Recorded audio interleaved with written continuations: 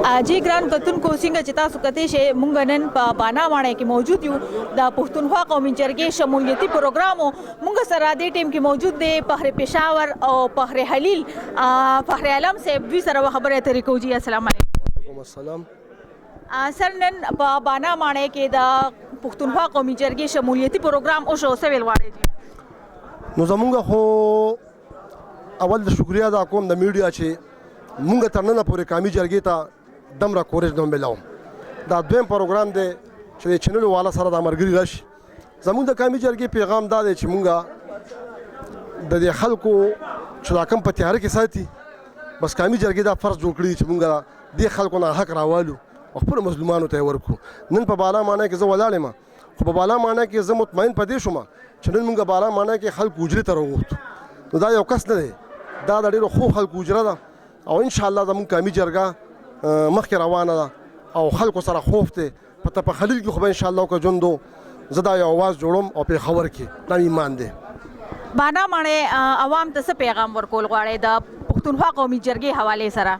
بالا ماڼۍ عوامو ته دا خاص کر د ینګ دا یوت چې دی د یوت ته دا وایم چې تیارونه را بهر شئ او مونږ خو تاسو چې کوم مشران یئ تاسو خپلو کشرانو ته دا سبق پرې نه دی چې زموږ مشران پاتې وي بې غیرته مونږ یې غم نه دی کړی.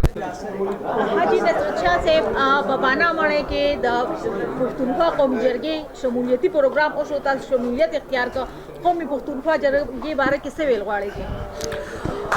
قومي پښتونخوا جرګې باره کې زه د خالق ایوب صاحب د دې نورو مشرانو شکریه ادا کوم چې دلته راغلو. او قومي پښتونخوا جرګه کې مونږ دا پښتانه ټول یو کول غواړو، للي خو د بلي چې دا ټول یو شي او انشاءالله مونږ دا کم قومي جرګه کې دا په بله بوځو او په هر علاقه کې داسې یو پروګرام وکړو نو انشاءالله مونږ به دا قومي جرګې چلوو چې سیاسي پارټیو سره زمونږ تعلق دی خو سیاست کې نن ټول منافقت دی.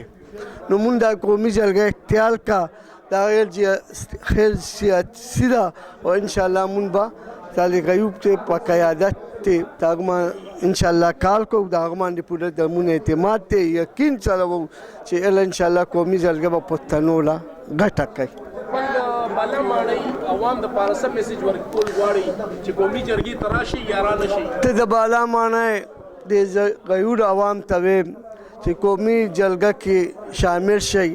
او کوم ډېر بالا ماڼۍ ټول ینګ نوجوانان زیات راغلي وه نو انشاءالله قومي جرګې چې نن زمونږ دا کم پروګرام وکړو او دا کم تنظیم ته جوړ کړو نو انشاءالله دوی به یو کول ته ځي او د منشور به ورله د قومي جرګې رسوي. بالا ماڼۍ کې زما د مشر د باچا صاحب ویل چې جانو باچا د زوی والیم صاحب مبارکي م ورکوم او زه جانو باچا انشاءالله غیر بجلی بالا کې ډېر لوی تکلیفات دي، نه ګیس شته نه بجلی شته، بیلونه ډبل ورکوو.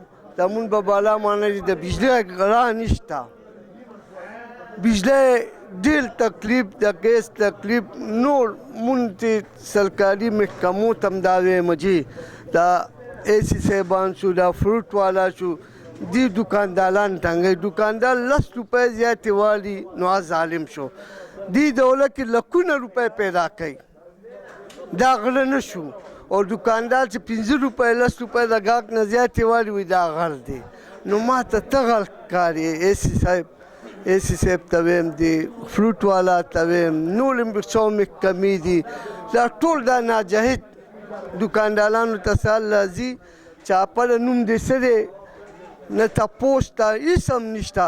دی لوله یا چې 15,000 روپۍ والي چې 5 یا 15,000 روپۍ راکوي نو بیا په 15,000 خبره وکړي. نو دا دې ته اے سی صاحب ته کمیشنر صاحب ته ټول اعلی افسرانو ته یم چې دا ظلم د دې دکاندارانو سره بند کړی چې او مونږ ته چې ریلیف میلاو شو. ډېر ظلم دکاندار سره روان دی. دا کوم ظلم چې روان دی او دا اے سی راځي او پر دکانونو باندې چاپې وکړي د هغې خلاف تاسو اواز نه دي اوچت کړی کله؟ مونږ چې د هغې خلاف هړتالونه هم کړي دي، د هغې خلاف په مونږ FIR هم شوي دي.